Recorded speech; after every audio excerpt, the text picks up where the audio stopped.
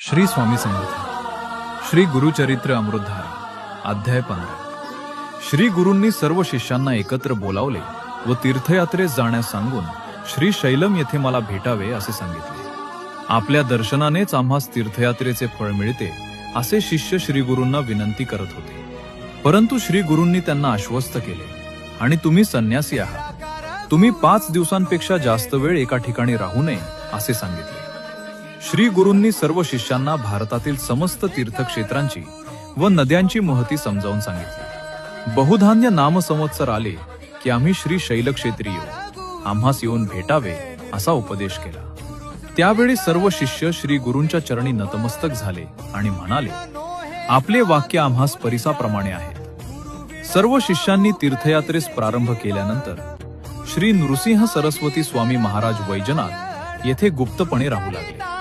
बोध